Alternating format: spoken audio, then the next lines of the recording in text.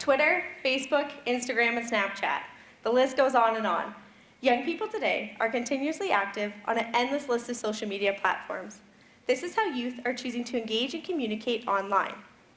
Unfortunately, not all this communication online is positive. I'm sure everyone here can remember a time when they were bullied, or they know somebody that has been bullied.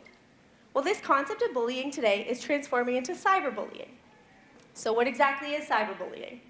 In the context of my research, I'm defining cyberbullying as a deviant youth phenomenon existing as the product of the present-day youth culture that is perpetuated through the use of electronic media. I ground my research in the theory of cultural criminology because cyberbullying is developing alongside and within the modern-day youth culture. Within the phenomenon, various subcultures develop. Those are the cyberbullies, the cyber victims, and the cyber bystanders.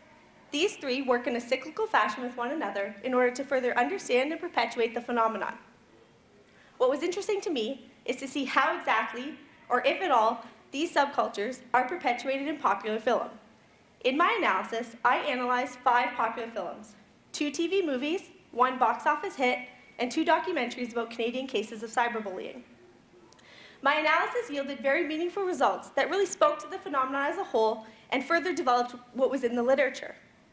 So let's begin with the cyberbullies. The cyberbullies were portrayed as very animalistic, almost like hunters in the online world that creatively produced harms in order to target one or more cyber victims. Within the cyber victim subculture, it was seen that there was a threshold, that the threshold of going viral is what really caused the most amount of harm. Even some cyber victims committed suicide. Now, almost every youth has been a cyber bystander. That's because even scrolling past an instance of cyberbullying means that that bystander chose not to get involved. So as popular film showed, the bystander effect is not exclusive to traditional bullying, and it occurs in cyberbullying as well. Popular film greatly provided a holistic view of the subcultures of cyberbullying. It is my aim with my research to look at cyberbullying through a criminology perspective and really begin to change and alter the way that society views and understands cyberbullying. Sticks and stones may break bones, but as my thesis is working to prove, words do have the ability to harm people. It's more than kids just being kids, and cyberbullying is becoming a problematic phenomenon within the modern youth culture. And it's time we take notice because you can't just delete it. Thank you.